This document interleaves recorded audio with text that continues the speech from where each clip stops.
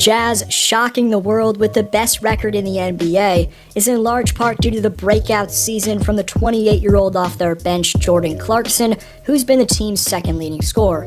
So let's look at how good JC really is, how he's been the clear favorite for the Sixth Man of the Year award, and stay tuned to see the main reason Jordan is built to contribute to a championship contender. In early January of this year, the Jazz lost to the Knicks, which made them 4-4, with the bottom-feeding Timberwolves among the teams they'd taken L's to.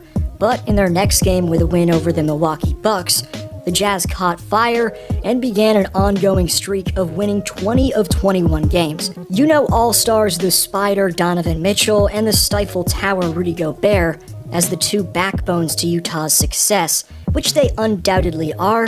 However, the flamethrower Jordan Clarkson has been understatedly valuable and one of the driving forces behind why basketball fans in Salt Lake City are currently reliving their conference championship winning days in the late 90s. But if you were forced to describe the 9-year veteran backup guard in 2 words, they'd be shifty and tough, with an array of moves including ball fakes, euro steps, elusive spins, momentum behind the back dribbles, and perfectly timed stop-and-go hesitations. The speedy Filipino can manufacture offense from nothing. Clarkson's one of the fastest players across the NBA, which is at the top of the scouting report for whoever's matching up with him. Because of his speed, hang time, and polished finishing ability with either hand around the bucket, defenders are extremely concerned Jordan's going to attack the paint.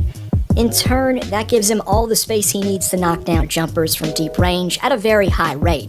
From three-point land, Clarkson's hitting a very solid 38.2% of his shots. Clarkson's right behind Donovan Mitchell in Jazz scoring, averaging a career-best 18.2 points per game, but he's actually shot a higher percentage from the field overall than Donovan, and Jordan's player efficiency rating is nearly identical to D-Mitch, just slightly higher. Regardless of that, JC's doing this for the first seed in the Western Conference, which proves that the trade Utah made for him way back on December 23rd of 2019 was one of the biggest swindles in franchise history. Because with the Cleveland Cavaliers in tank mode, all the Utah Jazz had to give up for Jordan was Dante Exum and 2 second-round picks.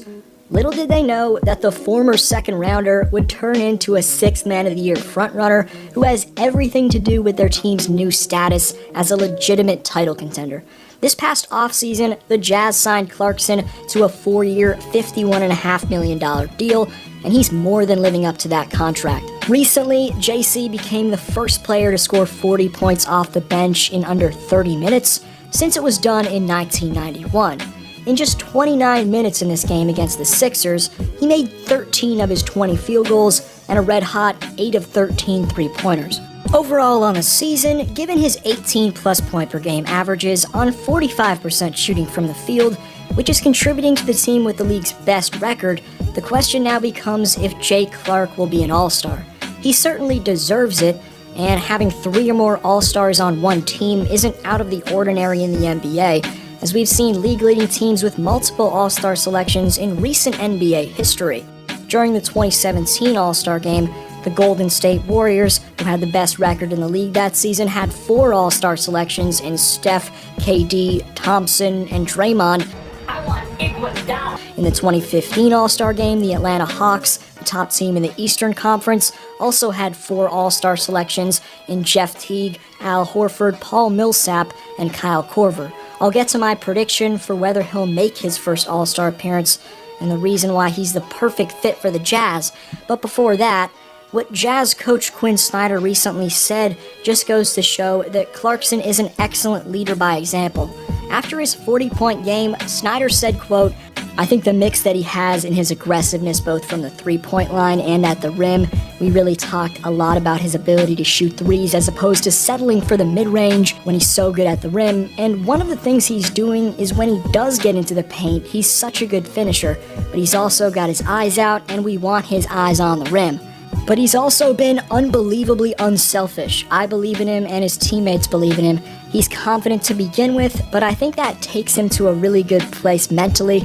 I just like the other things he's trying to do as well. I think the way that he's thrown himself into the game, you see him on the offensive glass, you see him trying to defend, and I think that helps him stay focused. He doesn't need to be too open to be aggressive and shoot the ball, and that's what we want. That's what his teammates want too, end quote. And the reason that this new electric breakout version of JC makes him the ideal fit for this Jazz roster is because of his experience. To begin his career, we'd seen how Clarkson could score at the NBA level during his Laker days, when he peaked at 15.5 points per game for those teams that never won more than 26 games during their first 3 seasons. Then, you can't forget he went on to be a rotation player next to LeBron James in his final season in Cleveland.